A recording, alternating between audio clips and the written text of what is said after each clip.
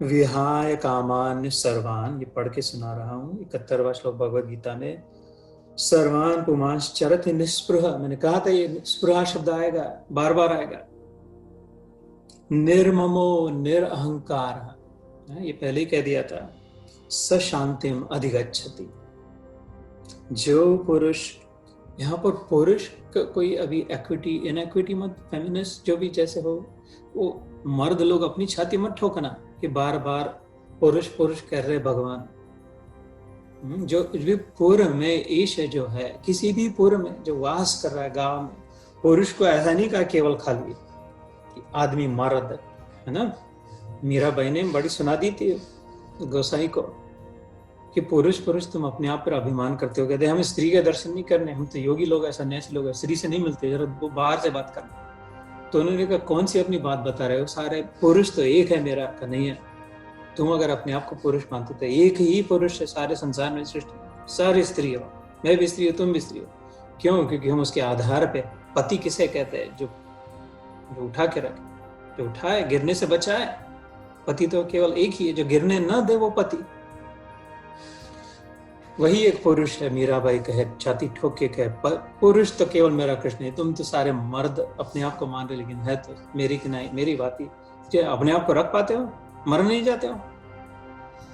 तो पुरुष पुरुष का तो कभी अशांत न हो जाना, ये तो खाली जो मानव समझ लो, मानव के लिए प्रति कह रहे। जो पुरुष संपूर्ण कामनाओं को त्याग कर ममता रहित, अहंकार रहित और स्पृहा रहित हुआ विचरता है, थ्री फॉर्मूला, राइट, 3 सूत्र है इसमें, वही शांति को प्राप्त होता है, अर्थात वही शांति को प्राप्त है। स शांतिम अधिगच्छति। अगर स्पृहा है तो शांति नहीं है, ममता हो तो शांति नहीं है, अहंकार हो तो शांति नहीं है, और शांति है तो इनके लिए स्थान नहीं, इनकी जरूरत ही नहीं। विहाय, विहाय मतलब त्याग करना, विहंगम कहते हैं, देखो बर्ड्स आई व्यू, विहंगम दृश्य पक्षी के लिए कहते हैं संस्कृत में, क्योंकि वो जमीन को छोड़ के ऊपर जा सकता है ना, जमीन के नीचे आया दाना खाने जो भी, और उठ गया, झाड़ पे बैठा फल खाने, और उठ पाता है पक्षी। हम लोग उड़ नहीं पाते, लेकिन वो उठ के उड़ पाता है, और फिर उसे जो दृश्य देख पाता है, क्योंकि वो छोड़ पाता है तो फिर वो देख भी पाता है। जो नैरो है उसको छोड़ पाए तभी तो ब्रॉडर विजन देख पाए। ऊपर उठ के देखे तो फिर broader perspective, the Fuller view, 360 degree view अगर जाना हो, पहाड़ के ऊपर चोटी तक पहुंचना पड़ेगा। ऊपर चोटी तक पहुंचना है तो फुटहिल को छोड़ना पड़ेगा। उद्देश्य अगर बनना है, ऐसा इस काल पे है उद्देश्य, ऊपर वाले बनना है तो नीचे वाला छोड़ना पड़ेगा। सिंपल सा लॉजिक है। मैंने कहा था ये सांख्य योग है, लॉजिक वाला है, एनालिटिकल है, एनालिसिस से समझ पाते हैं। दोनों को एक साथ नहीं समझ, फुट हिल्स पे भी रहना है और चोटी पे भी पहुंचना है, ऐसा तो गधा भी नहीं कर पाया, है ना। सो इसको अगर शांत ले, sometimes I say to my son, if you slow down you might get there faster, if you slow down to get there quicker. तो अक्षर शब्दों में बड़ा सामर्थ्य होता है। ये पढ़ते समय अगर हम शांत हो जाए, स्लो डाउन हो जाए, तो सारा रहस्य इनमें भरा हुआ है। भगवान की शक्ति, भगवान का सामर्थ्य भगवान के शब्दों में है। भगवान खुद ही कहते हैं, विष्णु पुराण में आता है, ये जो मैंने गीता में जो ज्ञान लूट दिया है, अनायास निकल गया, सहजता से कह दिया, उसमें सारा आ गया जो जानने योग्य है वो। तो शब्दों की ओर ध्यान दे, तो छोड़ना पड़ेगा। जिसमें अगर कुछ दूसरा प्राप्त करना चाहते हैं तो जिसको पकड़ के रखा है उसको छोड़ना पड़ेगा। तो ये बात है, विहाय कामान, कामनाओं को पकड़ के रखा है। मुक्ति अगर चाहते और पकड़ के भी रखे, तो जो पकड़ा है उसके छोड़ा तो मुक्त हो गया ना। हमने वस्तु को पकड़ के रखा, वस्तु ने हमको नहीं पकड़ के रखा। जो हाथ में जो भी पकड़ा हो उसने थोड़ी हमें पकड़ा, हमने उसको पकड़ के रखा।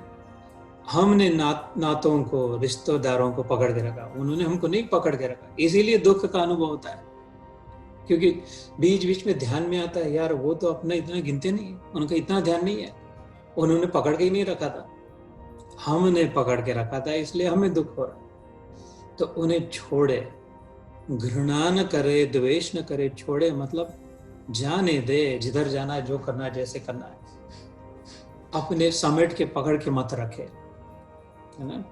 उनको छोड़कर प्रेम करके, पकड़कर प्रेम न करे, उनको पकड़कर जो प्रेम करा वो संकीर्ण हुआ, नैरो हुआ, लिमिटेड हुआ, फाइनाइट हुआ, विष रूप हुआ। हमारे लिए भी विष और उन्हीं के लिए भी विष। जो भी कंटेन्ड है वो नाश पाएगा। डिब्बे में बंद कर दो, रेफ्रिजरेटर में रख दो, फ्रीजर में भी रख दो, किस सालों के बाद वो सड़ जाएगा, गल जाएगा। क्यों? क्योंकि उसको कंटेन करके रखा। तालाब का पानी उतना फ्रेश नहीं रह पाएगा, कंटेन हो गया, जितना नदिया का पानी रहता। पकड़ के नहीं रखा नदिया ने पानी को, बहने दे रही, तो तभी वो समुद्र तक पहुंची। तो जो भी नातों को, रिश्तों को, संबंधों को, संपत्ति को, विपत्ति को भी, वायरस की विपत्ति को भी पकड़ के रखा, मन में घर करने दिया, तो फिर दुख ही मिलेगा। जिसे भी पकड़ के रखा अंत में दुख ही मिलेगा। दुख नहीं चाहिए तो भागने दो, निकलने दो, छोड़ो, घृणा न करे। हम न उससे भागे, उसे हमसे भागने दे। वो भागना ही चाहता है, बेटा भागना ही चाहता है हमसे, उसे भागने दे। बेटी भी, सब लोग शरीर तक, शरीर भी हमसे भागना ही चाहता है, भागने दे, पकड़ के न रखे, तो फिर दुख का वेग कम हो जाएगा। तो ये विहाय कामान्य सर्वान पुमांश्चरत निश्चय वाली बात है। जो कामनाओं को पकड़ के रखा, कामनाओं रूप से पकड़ के रखा, जो मैंने कहा लोकेशना को पकड़ के रखा। यार लोग अपने वो डायल कितने, देखो जरा कितने, और 44 34, अच्छा मेरे लगा ज्यादा डायल करते थे। ये जो पकड़ के रखा हो, वह कुछ सुन रहे हैं, नहीं सुन रहे, आ रहा है, नहीं आ रहा है, कि वो अपना व्हाट्सएप हो रहा है, फेसबुक हो रहा है, कि जो कुछ भी जैसे भी होगी, लोकेशना का, वित्तेशना का, हर 2 घंटे स्टॉक मार्केट को देखे, हर दिन ध्यान रखे, अथवा पुत्रेशना का, हमारा मान रहा है या नहीं मान रहा है। इन ऐशनाओं को छोड़, उनसे ऊपर उठे। जब उल्टी करते हैं, खाना खाते, बर्फी खाते हैं, तो बहुत ज्यादा खाए तो उल्टी कर देते हैं, तो उल्टी को फिर से कहाँ मुड़ के देखते हैं, तो चाटे नहीं, फिर से चाटना चाहिए। अगर बर्फी चाहिए थी तो उसे बर्फी की उल्टी हुई, नहीं चाटते हो कि ज्यादा हो गई, उसको छोड़ना पड़ता है, उसको फ्लश कर देते हैं, नहीं तो उसे उसका विष होगा। जब हम अष्टावक्र गीता की ओर जाएंगे, तब पहला ही उपदेश अष्टावक्र मुनि जनक राजा से कहते हैं। वो तो है तो संस्कृत में, हिंदी में भोले बाबा नाम के संत हुए, बड़ा सुंदर काव्य रचा उन्होंने। तो जो मोक्ष तू है चाहता, विष सम विषय त्यज तातरे, आर्जव क्षमा संतोष श्याम दाम पी सुधा दिन रात रे। सीता माता के पति जनक राजा को किया हुआ उपदेश अष्टावक्र मुनि, उनका आखिरी जन्म था। इसके बाद वो मुक्त हो गए, मुक्त आत्मा हो गए, भगवान के साथ एक हो गए। क्या कहते हैं? जो मोक्ष, मोक्ष अर्थात छुट्टी, freedom, salvation, the experience of complete freedom at all times, freedom from all externalities, independent of external stimuli. कोई बाहर से कुछ हो तो मजा लगे, ऐसा नहीं, मजा कभी कम ही ना हो, ऐसा सजा का कभी अनुभव ही ना हो, ऐसी स्थिति अगर चाहता है, उसे मोक्ष कहते हैं। जो मोक्ष है तू चाहता, विष सम विषय त्यज तातरे। बेटा 16 साल का बच्चा कह रहा है 80 साल के बुढ़े को, बेटा ये विषयों को विष समझ के ताज करो। उनका नाम भी विष से ही निकला है। विषय, सब्जेक्ट्स, कौन से विषय? शब्द सुनने का विषय, स्पर्श सुख का विषय, रूप दिए वो देखने का, वेकेशन का विषय, रस खाने पीने का विषय, और गंध सूंघने का विषय।